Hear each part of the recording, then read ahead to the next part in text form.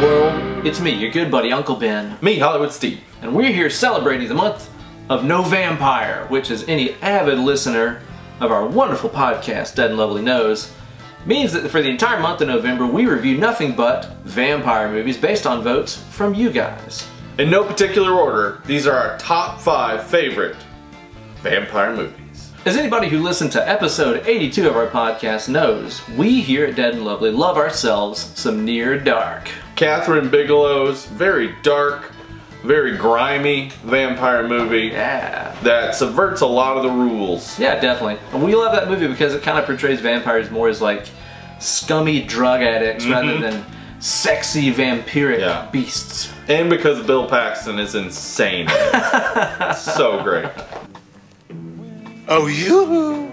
One of the things I like the most about it is the awesome synthesizer soundtrack by Tangerine Dream. Not what you would expect from a Western vampire movie, but it fits perfectly. That it does. Special effects really stand out in the movie. There's some long burn sequences, some really good burn effects on the faces. The vampires are really easily affected by the sunlight. Quite sensitive. Yeah, and there's an awful lot of blood in the barroom scene. Yeah, in particular. The movie is really worth watching for that barroom scene alone, which is amazing. It's got a lot of really memorable kills, some ridiculous Bill Paxton stuff. Yeah. Overall, it's probably the best scene in the movie. You know, one of my favorites is a dark and snowy vampire movie. Oh. Called Let the Right One In. Would that be from Sweden? It is! That's right. You must have in me.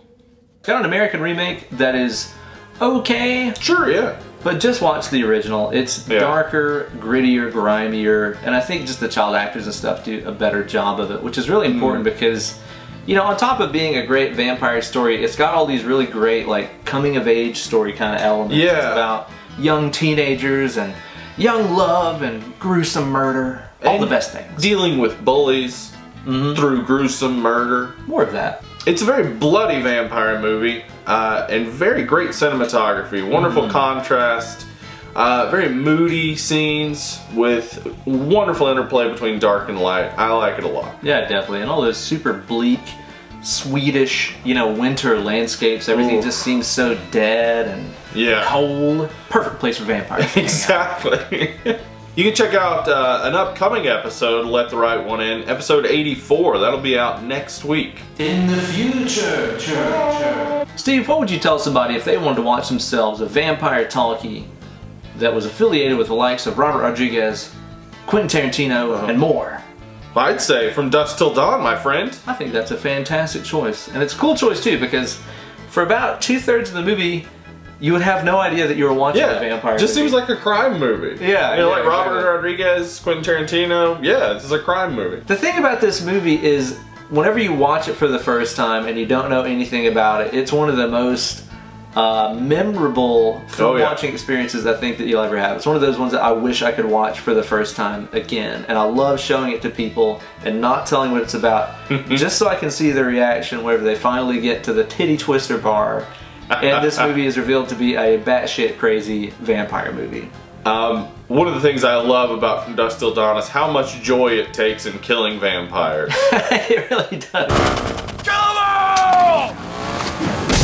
It's real fun. The vampire killing scene, while very tense, and the vampires look great. They look awesome. Not sexy at all. Not sexy at all. And so many different variations of vampire. You have a serpentine type of vampire. You got more of the bat type. One, Man, those are real fun scenes and real tense. And it's got our boy Tom Savini in it. Tom Savini as Sex Machine. We like this movie so much, in fact, that we done recorded an episode of the podcast about it. Episode 30. Yeah. To be exact.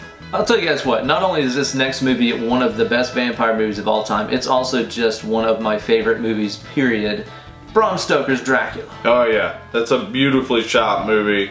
Really moody. It takes some departures from the original material. I don't think the original had Keanu Reeves in it. Did not. Think. Nope. It did though, have Winona Ryder. I'm pretty sure about that. I'm pretty sure about that.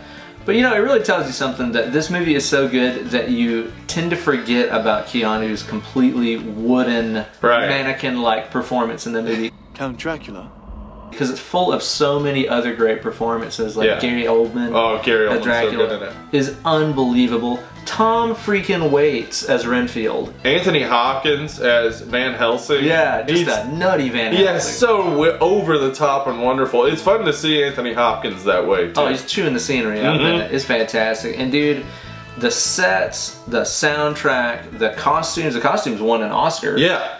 There's so much to love about it, man. It's just such a unique movie. This is always going to be one of my favorites. We also did an episode about it. Check out episode 29 from last year. You know, Ben.